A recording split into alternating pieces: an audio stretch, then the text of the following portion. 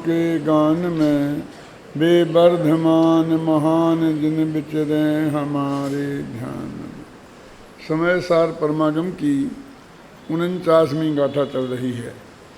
इस गाथा के संदर्भ में कल अपन ने थोड़ी सी चर्चा की थी। ये गाथा आत्मा का स्वरूप बताने वाली गाथा है और आचार्य कुंद कुंद के 5 ग्रंथ राजों में उपलब्ध है। ऐसा बहुत कम होता है। ऐसा तो पाया जाता है कि एक गाथा अनेक आचार्यों के ग्रंथों में उपलब्ध हो जाए तो ये शंका खड़ी हो जाती है कि ये किसकी गाथा है। तो फिर हम विचार करते हैं कि पहले पुराने आचार्य हैं उनकी होगी, बाकी के लोगों ने उद्धृत की है। लेकिन ये आचार्य कुंद कुंद स्वयं के 5 ग्रंथों में, ये समय सार की 49वीं गाथा है, प्रवचन सार में 172वीं गाथा है, नियम सार में 46वीं गाथा है, पंचाष्टिकाय की 127वीं गाथा है और अष्टपाहुड़ में भाव पाहुड़ में 64वीं गाथा है। फिर इसके अलावा धवल में भी पाई जाती है। उसके अलावा भी हमारे और अनेक ग्रंथों में उद्धृत है। यानी ये जैन दर्शन की अत्यंत लोकप्रिय गाथा है। दूसरी इसके सबसे बड़ी विशेषता ये है कि आचार्य कुंद कुंद के परमागमों पर में से 3 ग्रंथों पर आचार्य अमृतचंद्र ने टीकाएं लिखी संस्कृत भाषा में। समय सार की टीका का नाम है आत्मख्याति, प्रवचन सार की टीका का नाम है तत्व प्रदीपिका और पंचाष्टिकाय की टीका का नाम है तात्पर्य वृत्ति, समय व्याख्या। ये 3 टीकाएं उन्होंने लिखी। आचार्य जयसेन ने इन 3 ग्रंथों पर टीकाएं लिखी, तीनों पर, लेकिन उन्होंने हर टीका का नाम तात्पर्य वृत्ति रखा।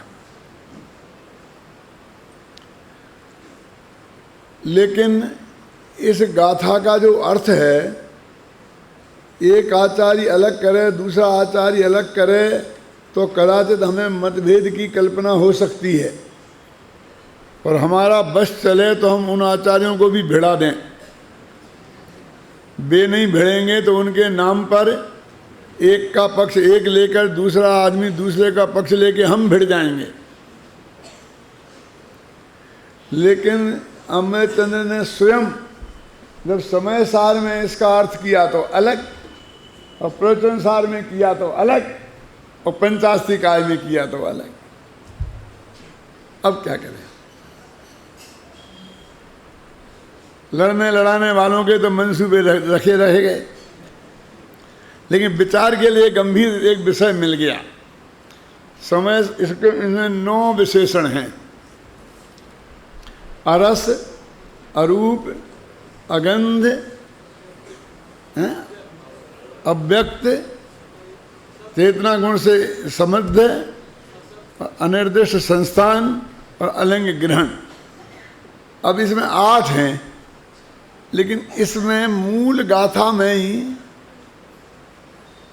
स्पर्श शब्द छूट गया। क्योंकि जब अरूप है, अरस है, अगंध है, तो स्पर्श भी होना ही चाहिए ना कहते जी साहब। स्पर्श इंद्रिय के विषय से पकड़ में नहीं आती है, ये बात बताई जानी चाहिए थी ना, लेकिन जगह नहीं थी, क्या करे। पद्य में बहुत सकड़ा कोकरई होती है। गद्य एक खुला मैदान है, ख्याल में ना, लेकिन पद्य में बहुत सीमा होती है। तो कभी भर्ती के शब्द भरने पड़ते हैं जिनका कोई अर्थ नहीं होता है, और कभी बहुत महत्वपूर्ण शब्द छूट जाते हैं। गद्य में खुली आज़ादी है क्योंकि वहाँ पर कोई ऐसा प्रतिबंधन नहीं है। लेकिन फिर हमारे आचार्यों ने गद्य को कसौटी कहा। गद्यम कवीनाम निकसम वदंती। क्या अर्थ है इसका? कि गद्य कवियों की कसौटी है। क्या अर्थ अमृत भाई? कि पद्य में तो छंदानुरोध से ये शब्द छूट गया, ये लिख दिया, ये गलत लिख दिया, इसकी स्पेलिंग मिस्टेक हो गई, सारी गलतियां माफ हो जाती हैं। लेकिन गद्य की एक भी गलती माफ नहीं होती है।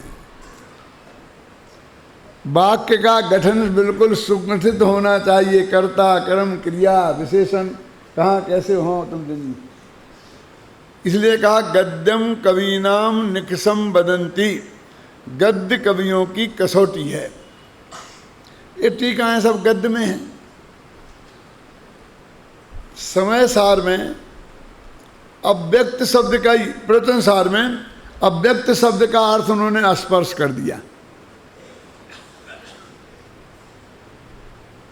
और समय सार में स्पर्श उन्होंने अपनी तरफ से लगा दिया और अव्यक्त के 4 अर्थ अलग कर दिए।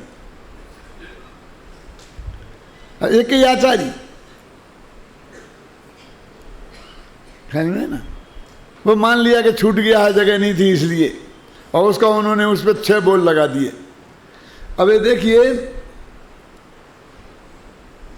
इस गाथा में वैसे 9 विशेषण हैं आत्मा के, लेकिन वे 9 विशेषण अमृतचंद्र ने 9 को 42 बना दिया।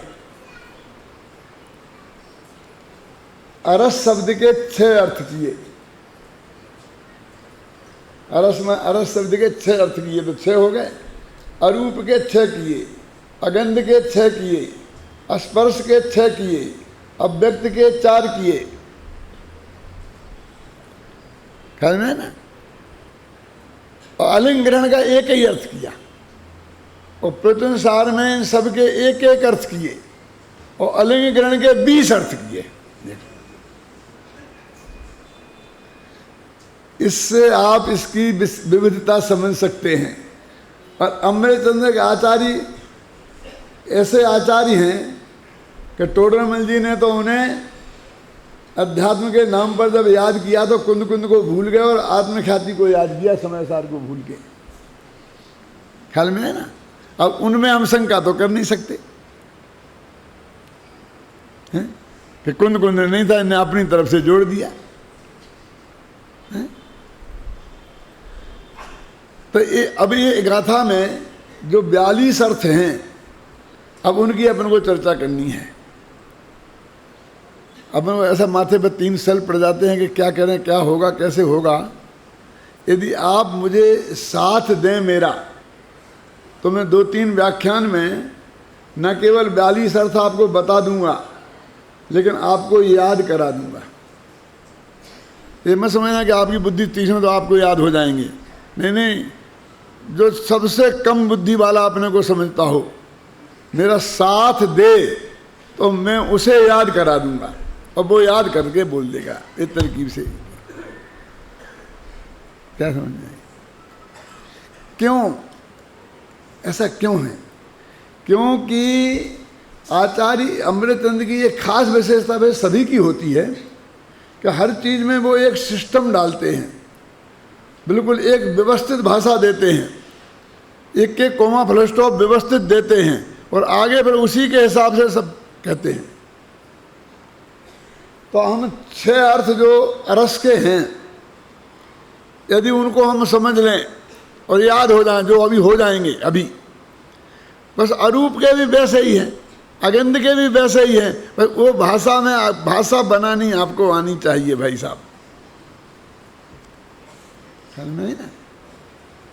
ये जो माताएं बहनें हैं ना, जिन्हें आप बिना पढ़ी लिखी माताएं बहनें थी, आज की माताओं बहनों को तो नहीं कह सकता हूँ मैं, लेकिन जो थी ना, हमारे घर में 4-6 चीज़ें थीं। 2-3 तरह की दालें और 2-3 तरह के अनाज और चावल, बस खत्म। इतनी सामग्री थी ना। सब्जियां तो पहले मिलती ही नहीं थी। अब इनमें पलट पलट के और 50 तरह के पकवान बना देती। क्यों? वह एक दिन भी रिपीट नहीं। अब बढ़िया मजा आ जाता कि नहीं आ जाता? ये बिना पढ़ी लिखी माता है, एक सिस्टम था उसका। ख्याल में है ना।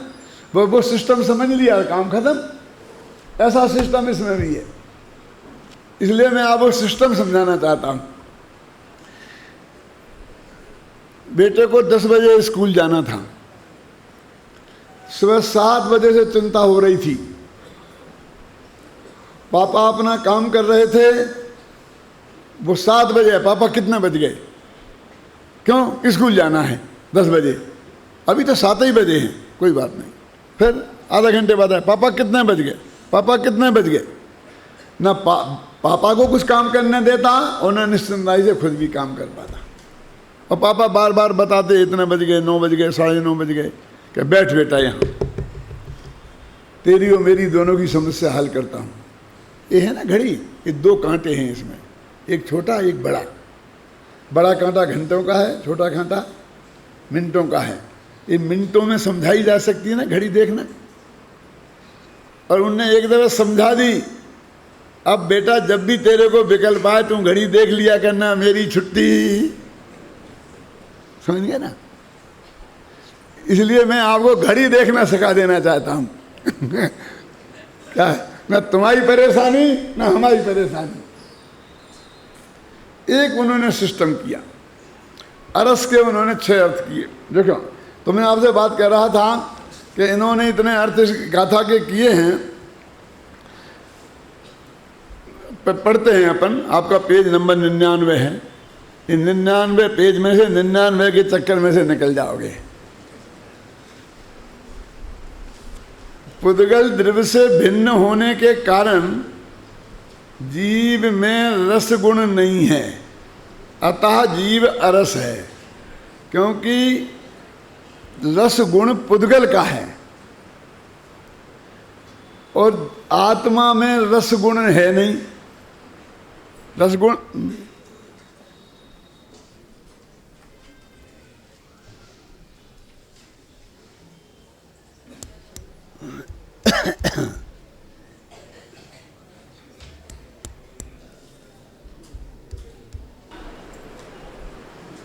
प्रकृति हमें एक संदेश दे रही है कि तुम कैसे बनिया हो। बनिया किसी को कुछ भी लाखों करोड़ों रुपया क्यों ना दे दें, लेकिन कमाने की विधि थोड़ी बताते हैं। वो तो हमारा बिजनेस सीक्रेट है। क्या तुम क्यों बिजनेस सीक्रेट बता रहे हो? एकदम 42 बोल, फटाफट बोल दो, कहेंगे ओह कितना बड़ा विद्वान है।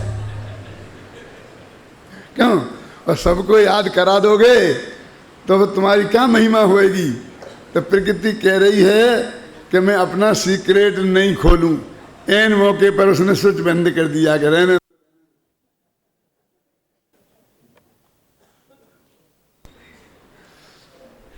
देखो, इसमें उन्होंने एक पद्धति अपनाई है, मैं आपको बता रहा था ना, मैं तो खोल देता हूं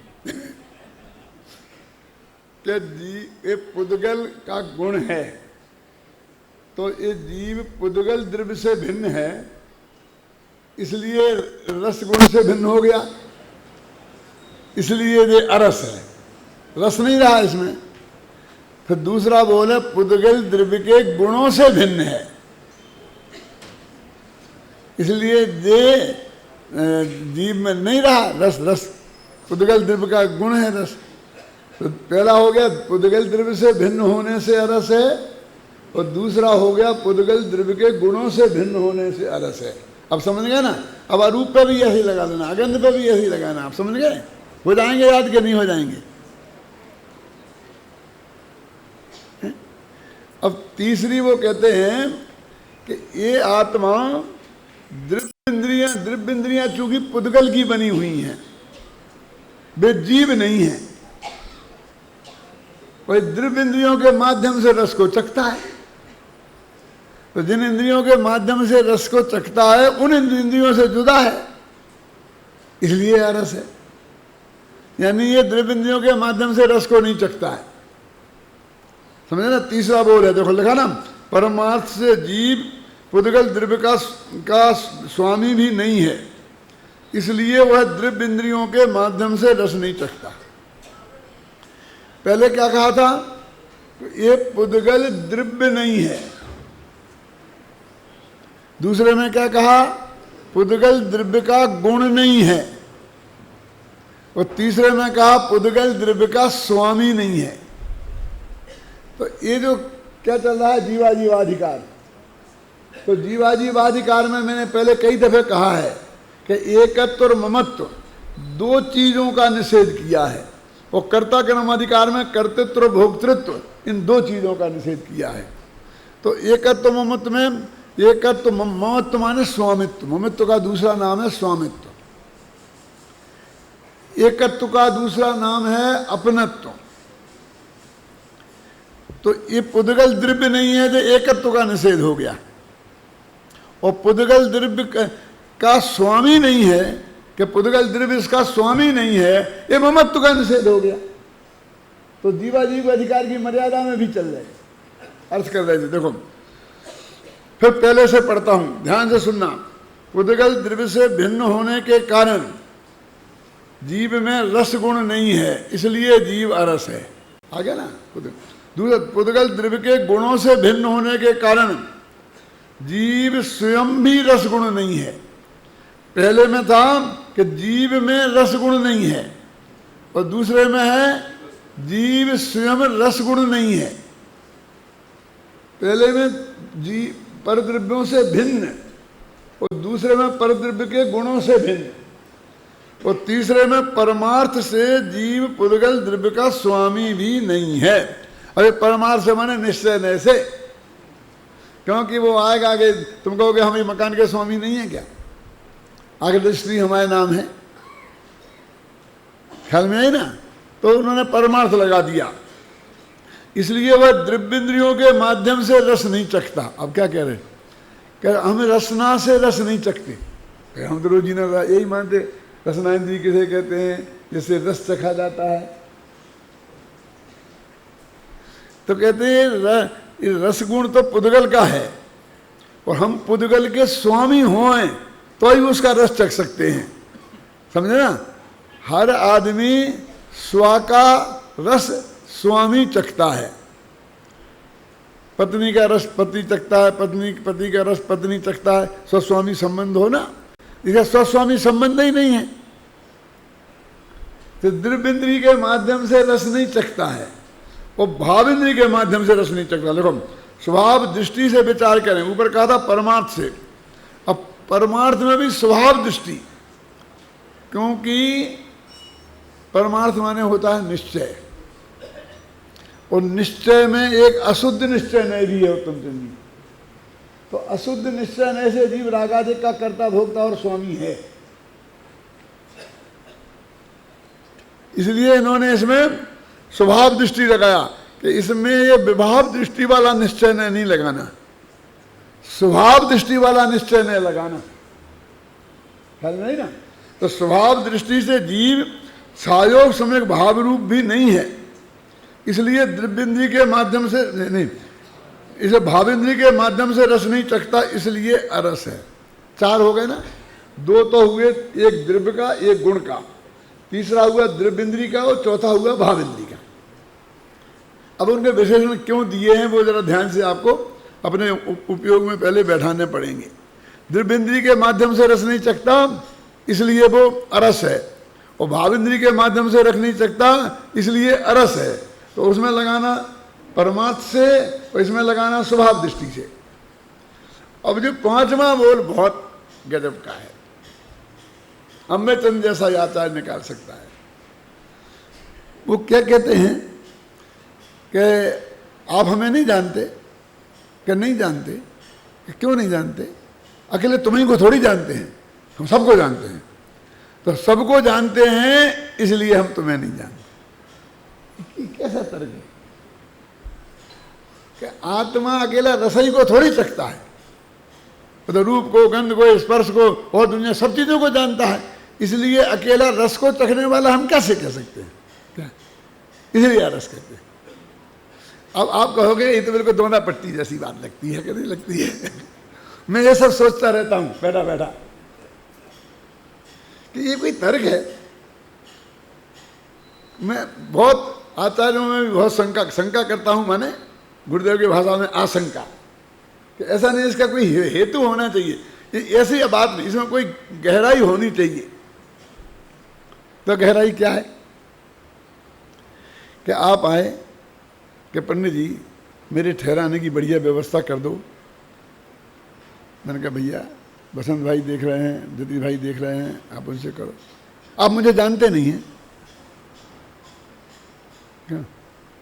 आप मुझे जानते नहीं हैं, इतने बड़े आदमी बन गए कि नहीं आपको नहीं जानते, ये बात कहाँ है? हम तो सबको जानते हैं, जितने 1000 लोग आए हैं ना हम सबको जानते हैं। इसका मतलब ये है कि जानते तो हैं, लेकिन जानने से ऐसा अधिकार नहीं बन जाता है कि मैं तुम्हारे लिए कोई व्यवस्था करूं और दूसरे से हस्तक्षेप करूं दूसरे के काम में। ये अब आप समझिए ना। तो वो कहते हैं रस को जानता नहीं है क्या आत्मा?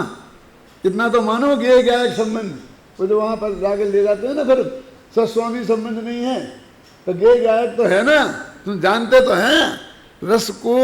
आत्मा जानता तो है, तो पहले के दिव्य इंद्रिय के माध्यम से नहीं जानता, बाह्य इंद्रिय के माध्यम से नहीं जानता। तो नहीं जानने में लगाए थे माध्यम, नहीं सही दिव्य इंद्रिय मतलब जानता तो है कि नहीं, कि जानता ही नहीं है? कि जानता है तो सबको ही जानता है, कि रसोई को थोड़ी जानता है एक। तो यदि हम उसको सरस कहेंगे रस को जानने के कारण, तो फिर स्वरूप भी कहना पड़ेगा, फिर तो सब मय कहना पड़ेगा, फिर आत्मा अनंत ज्ञेयोमय हो जाएगा, क्योंकि जिन जिन को जानेगा उनमय हो जाना चाहिए। रस को जानने से सरस हो जाएगा, ख्याल में आए ना? तो रूप को जानने से स्वरूप हो जाएगा, तो अनंत ज्ञेय हैं, तो पुद्गल को जानने से पुद्गल हो जाएगा। अब मैं कहना नहीं चाहता हूं, फिर मलमूत्र को जानने से मलमूत्र हो जाएगा। समझ में आई ना? जानने से उस रूप हो जाता है, ये तुमने कहां का न्याय निकाला बसंत भाई? है ना इसमें कुछ विशेषता? अब एक उन्होंने एक स्टाइल निकाली, अब वे सब चारों पे इसको घटित कर देंगे, लेकिन कंजूसी नहीं करेंगे, बराबर ऐसी भाषा में घटित करते जाएंगे। वे ऐसा नहीं कहेंगे कि बाकी के तुम लगा लेना, मैंने एक समझा दिया है, बाकी के तुम समझ लेना। उनने कोई कंजूसी नहीं की इसमें, बराबर सब पर ऐसे ही उसी भाषा में घटित करते चले गए।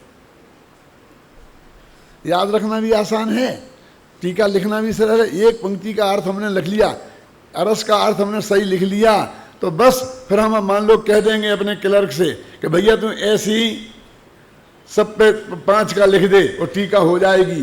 क्यों? कभी मैं ही टीकाकार हो जाऊंगा ना, कि लिख देगा वो। क्यों? कि उसमें इतनी अकल होगी तो लिख सकता है, क्योंकि मूल चीज तो आ गई है, वो विधि तो आ गई है, लेकिन उसको एक एक शब्द पर ध्यान देना पड़ेगा। इसमें इतने में क्या फर्क पड़ता है, ऐसा हो गया तो क्या फर्क पड़ता है, ऐसा नहीं चलेगा। एक वाक्य के गठन में, एक एक वाक्य के गठन में उसको ध्यान देना पड़ेगा।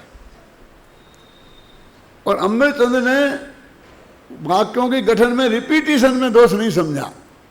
यदि दो चीजें एक सी हैं तो बिल्कुल एक सी ही वाक्यावली रखी है। हमको लगता है बार बार ऐसे ऐसे ऐसे कैसे कहें, बार बार ऐसे ऐसे कैसे कहें, बार बार ऐसे कैसे कैसे कहें। कल एक भाई मेरे आगे बताते थे कि एक आदमी कहते थे कि वो क्या है, पंडित होमचंद के पास है क्या, सब रटा रटाया माल है, वही व्याख्यान 10 साल पहले सुन लो, वही आज सुन लो, वही 10 साल बाद सुन लो। हमने लिया वो अहिंसा का व्याख्यान। मैं कहूँ ये क्वालिटी है कि डिसक्वालिटी? बोलो क्यों?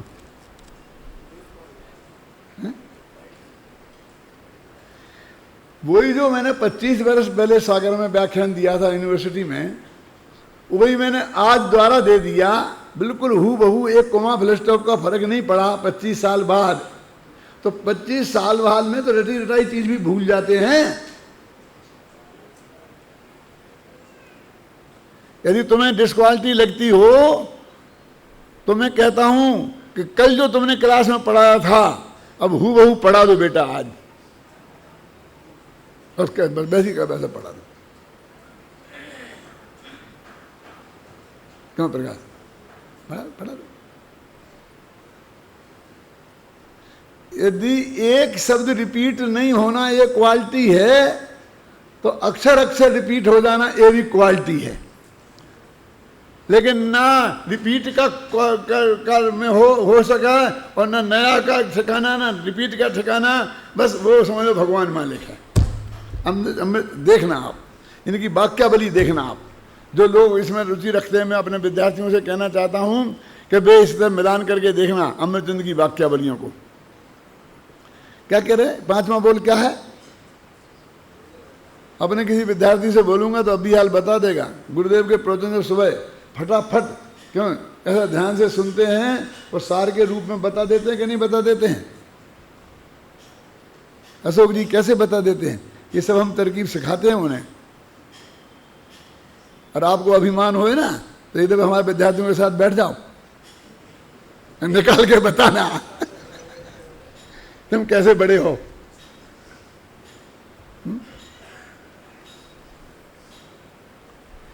क्यों आध घंटा गुरुदेव का प्रवचन सुना और उसमें 5 मिनट में एक एक वाक्य आपको ऐसा अंदर से नहीं लगता है कि आपने सुना था तो बिल्कुल बराबर जो बात कही है, क्यों तुमने नहीं, वो ही इन्होंने बता के सुनाई है।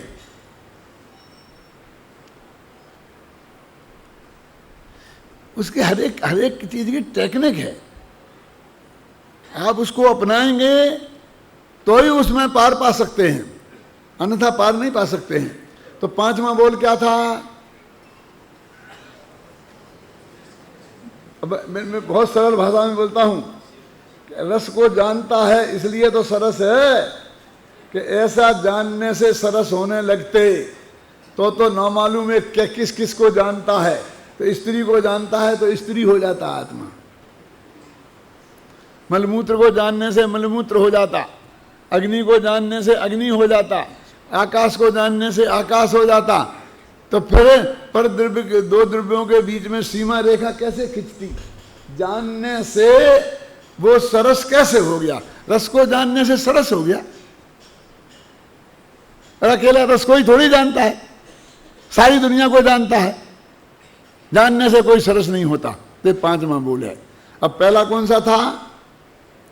देखो अभी याद करा था, बोलने की जरूरत नहीं है। पुद्गल द्रव्य से भिन्न होने से रस रूप नहीं है, इसलिए अरस है। समझे ना?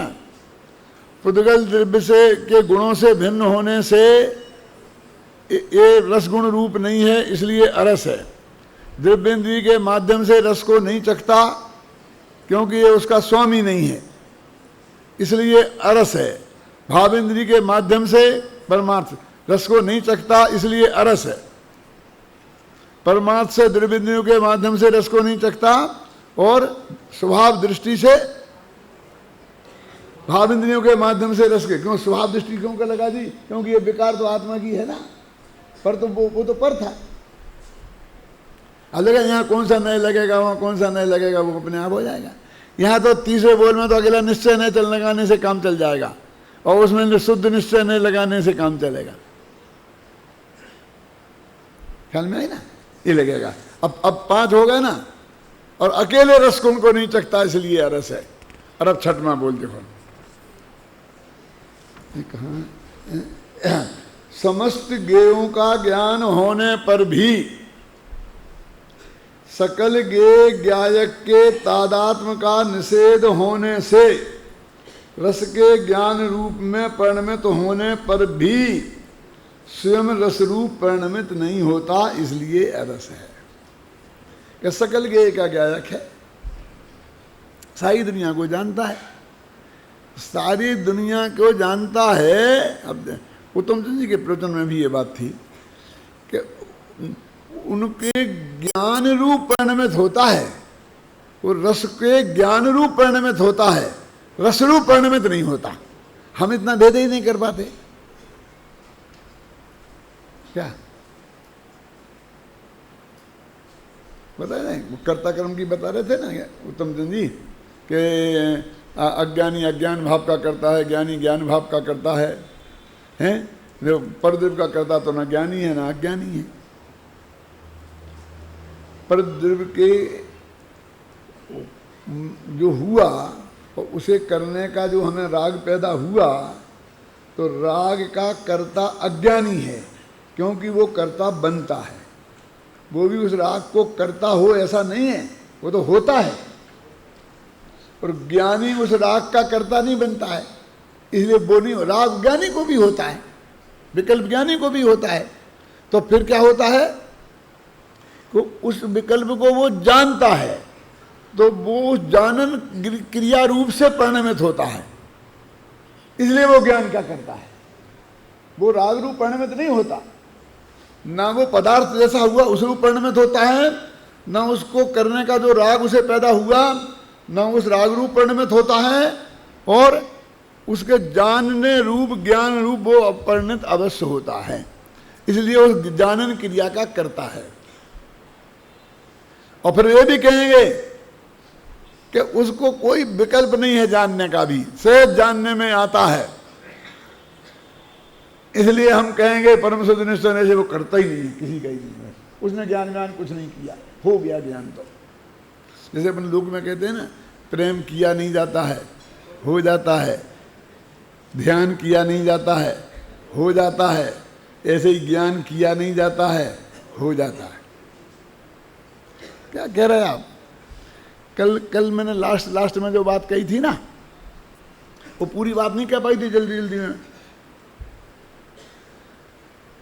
कि हम क्या जाने और क्या नहीं जाने, इतना तो हमको करना पड़ेगा ना। क्रमबद्ध परायण में मैंने लिखा है, तुम कुछ नहीं करना, तो जानना कि नहीं जानना, कि हाँ जानना, तो फिर क्या जानना और क्या नहीं जानना, इसका विवेक तो करना ही पड़ेगा ना। नहीं, कुछ नहीं करना पड़ेगा, क्या बात कर रहे हो? इस ज्ञान को छुट्टा छोड़ दें सांड जैसा, कि चाहे जिसको जाने, क्यों कि तुम मत घबराओ। ये जो ज्ञान की पर्याय है जो पैदा होती है, जो जानने का काम करती है, वह एक समय की पर्याय, वो अपने ज्ञेय को लेकर के ही पैदा होती है। तो उसे किसे जानना है, वो तुम्हारा काम नहीं है। ये घर में तुम्हारे बच्चा पैदा हुआ है ना, इसे कौन पिलाएगा, इसे दूध कौन पिलाएगा, और पैसा कौन लाएगा, और क्या होगा, वो तुम्हारे भरोसे नहीं आया है, वो अपने भाग्य के भरोसे आया है। क्यों? समझ में आए ना? जिस माता के स्तनों में दूध का पानी तक का कहीं दूर तक का दिखाई नहीं देता था, उस माता के स्तनों में दूध आ गया है, तो वो बच्चा अपने साथ लाया है, कि माँ ने नहीं पिलाया है उसे, माँ ने पैदा नहीं किया है उसके लिए, है तो कर दे पहले, चाहे जब कर ले, पहले कर लेती, थोड़ा दूध ले आती। क्यों? और वो जाएगा तो अपना भाग्य साथ में लेके जाएगा। समझ गया अपना? एक आदमी खिसकता जाता है ना अपने परिवार में से, सिकरचंद जी, तो इतना शेयर के भाव गिर गए, इतना चला गया। कह रहे चला नहीं गया, वो गया है, उसके भाग का जो था वो खिसक गया। समझ गए ना? बेटी थी घर में, खूब कमाई हो रही थी, और गई शादी हो करके, तो सब कमाई भी बंद हो गई और माल भी ले गई। तो जिसके भाग्य से आ रहा था अब अगर ले गई, तेरा क्या गया? ऐसे ही ज्ञान की पर्याय अपना ज्ञेय को साथ में लेके आती है, और तू उसमें दुनिया में किसी ताकत में उसे चेंज करने की ताकत नहीं है।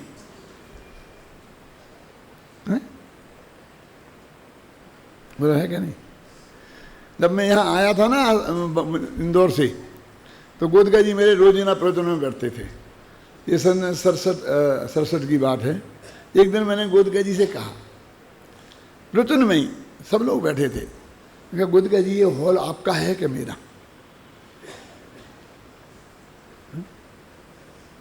वे तो बेचारे बहुत भोले जीव थे, तो एकदम सहज भाव से गदगद हो गए, वहाँ बस चातक की भांति देखते रहे, कोई जवाब देने का तो सवाल ही नहीं था। तो फिर मैंने उस बात को आगे बढ़ाते हुए कहा कि आज से 20 साल पहले मेरे माँ बाप किसी अवधिज्ञानी मुनिराज से पूछते, ध्यान से सुनना, मैंने कहा तो वही सब रिपीट कर रहा हूं मैं, कि ये मेरा बेटा कहाँ रहेगा जिंदगी भर, और वो मुनिराज यहाँ एक पता बताते, ये आए हैं ना, और वो आकर यहाँ देखते, तो बिल्कुल नक्की कर लेते कि ये 1 नंबर का डाकू होगा, क्योंकि उस वक्त यहाँ इतनी जंगल था भयंकर, चंबल जैसे, मालूम इतने गड्ढे ऊपर थे, ऐसा चंबल जैसे, तो देखे ना ऐसी हालत थी इस बापू नगर की जमीन की।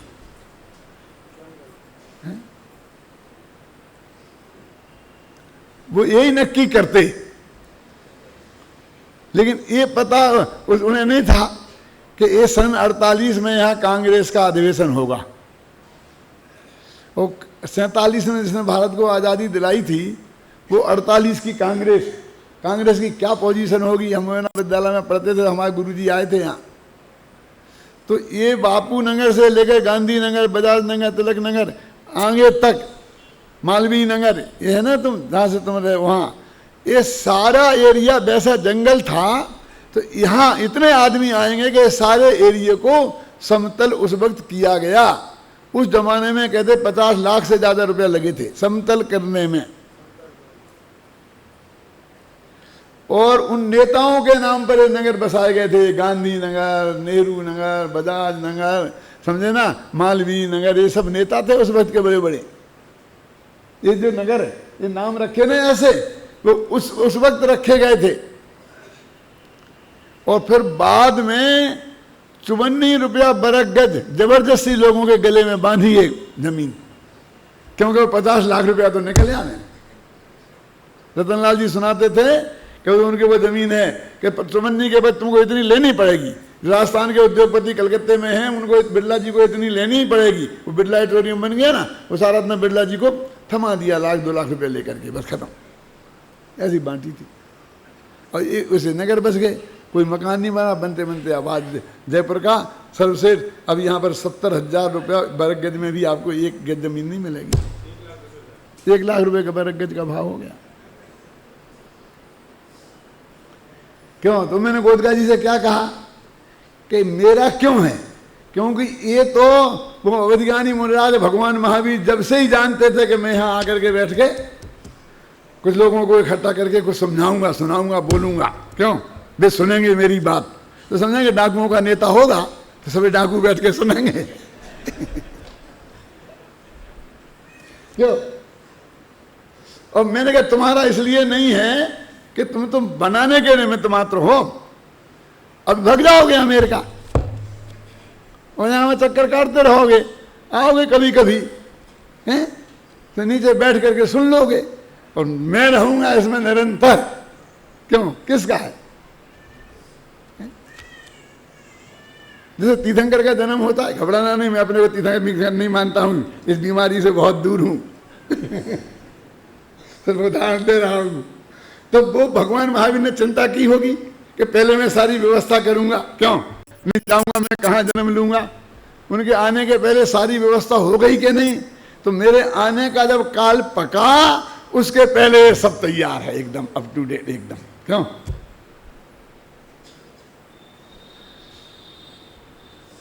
किरमत बदाई की किताब में मैंने लिखा है, खोज सोचा कि हर समय की ज्ञान की पर्याय हर गे को लेकर पैदा होती है, इसलिए ज्ञान की सुरक्षा नहीं की जा सकती, जोड़ा नहीं जा सकता ज्ञान को।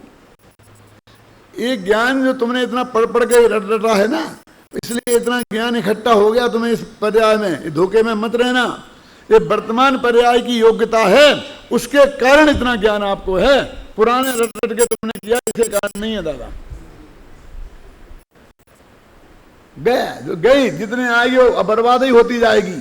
तो अब क्या करें? गुरुदेव फरमाते थे कि जो अभी बुखार आ गया उसको मिटने की दवा दुनिया में कोई नहीं है, क्योंकि वो दवा आ गया और अगले समय तो अपने आप चला जाएगा, तुम क्या मिटोगे। फिर अगले समय बुखार नहीं आए, इसी का नाम बुखार का उतरना है। अगले समय में राग पैदा नहीं हो, इसी का नाम राग त्याग है। समझे? अगले समय में मेरे ज्ञान का के भगवान आत्मा बने, इसी का नाम मैंने अपने को जाना है। उसमें तेरे को कुछ नहीं करना है। और वो भी सुनो तो समझ लेना, वो भी अभी तो है ना समय, वैसे भी है, और बीच का जो अंधेरा था उसका भी है ना।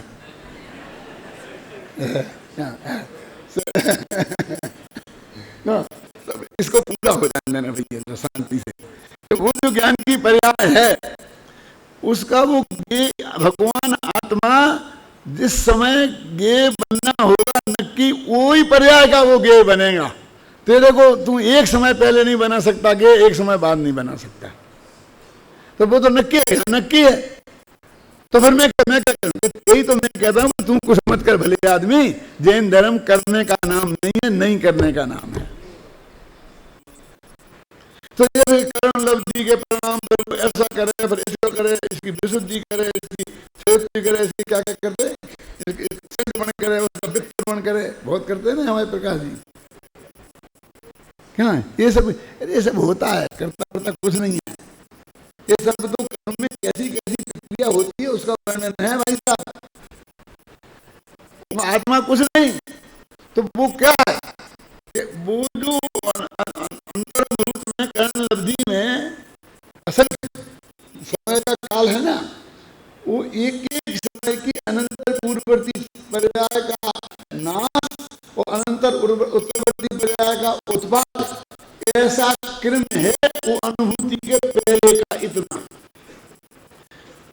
जब संबंधन होगा तो कर्ण लब्धि के अंतिम के परिणाम का अभाव करके पैदा होगा, फिर वो अंतिम के समय का जो परिणाम है वो एक समय के पहले का अभाव करके पैदा होगा, फिर वो एक समय के पहले का, ऐसे होते होते होते प्रायोग लब्धि और देशना लब्धि के ऐसे क्रमों का एक अंत बड़ा लंबा सिलसिला है।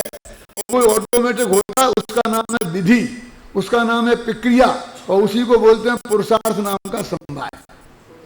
वो भी होता है, किया नहीं जाता, उसे जाना जा सकता है। क्या जाना जा सकता है? देखो कि यहां से हमने एक चीज छोड़ा, मिसाइल से छोड़ते का नहीं, तो वो कहां जाकर के उस विमान में लगेगी और विमान को गिरा देगी। तो विमान यहां से इधर को जा रहा है, हमने यहां छोड़ा, कितने काल में वो यहां आएगा, हमारा कितने काल में वहां पहुंचेगा, ये सब गणित का जो हिसाब है ना, तो वो जाकर के ठीक उसमें जाकर के वो लगता है। तो अनंत पूर्ववर्ती परिणाम का सिलसिला इसमें भी है। कौन से? वो बाण में जाने में और उस विमान के आने में भी है, और दोनों का एक समय एक स्थान ऐसा नक्की है। ऐसा उस सम्यक दर्शन की पर्याय के प्रकट होने का भी असंख्य समय की पर्यायों के पहले से ऐसा अनंत पूर्ववर्ती पर्यायों का सिलसिला है। तो हम उससे जान सकते हैं, जैसे वो जान सकता है ना कि ये विमान इतनी देर में यहाँ पहुंचेगा, इसलिए विमान होता है यहाँ, और जब वो बटन दबाता है तो निशाना साधता है यहाँ, तो वो विमान में लगता है, वहां साधे तो निकल जाएगा। तो बीच में वो मुड़ नहीं सकता, और मुड़ जाए तो निशाना बेकार हो जाएगा ना, तो वो मुड़ेगा ही नहीं।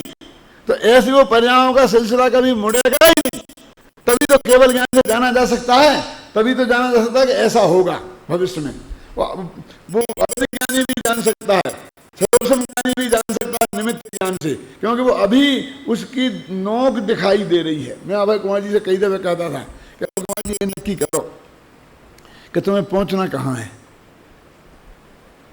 फिर एक एक समय पहले की अनंतर पूर्ववर्ती पर्यायों का विचार करो। तो आपका जो सुई की नोक है उपयोग की, क्या उसी दिशा तरफ है कि वो नोक तो इधर को है, और हम सोच रहे हैं यहाँ पहुँचना है, कैसे पहुँचेगा? तो कलकत्ते वाली गाड़ी में बैठ गए मुंबई कैसे पहुँचोगे? समझ में आई ना? तो ये दिशा हमारे उस उपयोग की दिशा से हम कहाँ पहुँचेंगे इसका ख्याल में आ जाता है। कहते ना ये भविष्य का नारकी है, ये भविष्य का देव है। कल कौन बता रहा था क्लास में, बता आई थी ना, मेरे ख्याल से वो बताई आपकी मिसेज बता रही थी ना, समझ ना, तीन लोग वाले ने वो है कि वो क्यों ये भविष्य का नारकी हो सकता, अभी का नारकी नहीं है। तो कैसे बता वो है ना निगम ने कि नारकी है, क्यों भविष्य में नरक में जाएगा, क्योंकि उसके पर्यायों का जो सिलसिला है वो ऐसा है कि जो नरक गति को बांधेगा और नरक की तरफ है, उसके मुख, उसका मुख उधर है, और इसकी देव गति का मुख है। तब तो उनने ये नक्की किया ना, किसने किया है उसको? नारकी किसने कहा? भगवान ने कहा। शिव समज्ञानियों ने भी कहा ना, तो शिव समज्ञानियों के ज्ञान में भी वो बात आई ना। हम जान सकते हैं कि हमारे परिणाम की, हमारी वृत्ति की, हमारी प्रवृत्ति की दिशा क्या है, और उसी दिशा में यदि वो प्रवृत्ति निरंतर बनी रही तो ये कहाँ पहुँचती है उसका अंदाज़ा हमें लग सकता है।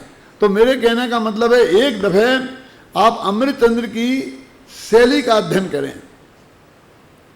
तो फिर अमृतचंद्र का अर्थ करना बहुत आसान है। मालूम, ये आज के लेटेस्ट जो विज्ञान है ना, उसमें मालूम क्या पूछते हैं, आपने कुंद कुंद पढ़ा, ऐसा पूछते हैं। भाषा ऐसी होती है, समय सार पढ़ा नहीं बोलते। अमृतचंद्र पढ़ा, स्कूल ऑफ नॉलेज जिसे बोलते हैं वो आजकल, स्कूल ऑफ नॉलेज। अमृतचंद्र पढ़ा का मतलब क्या होता है? आत्मख्याति पढ़ा नहीं होता है। अमृतचंद्र यदि किसी ग्रंथ की टीका लिखेंगे तो वे कैसे लिखेंगे ये जानना, उसका नाम है अमृतचंद्र को पढ़ना। समझ नहीं ना? ये आपने देखे होंगे टीवी पे, 2 मिनट में खत्म करता हूँ, घबराओ नहीं। टीवी पे कार्यक्रम देखे होंगे ना, तो वे आते हैं मजाकिया लोग, तो वे कहते देखो एक लड़की है ऊपर खड़ी है और वो कहती है कि तुम यदि मेरी बात नहीं मानोगे तो मैं कूद के यहाँ गिर जाऊंगी। तो फिर कहते अमिताभ बच्चन जी से पूछेंगे तो वे क्या कहेंगे इस मामले को, तो वो अमिताभ बच्चन की भाषा में बोलते ओ वाह वाह, फिर कहेंगे फलाने जी कहेंगे तो कैसे बोलेंगे, फिर उसी स्टाइल में बोल बोल के बताते हैं कि नहीं बताते।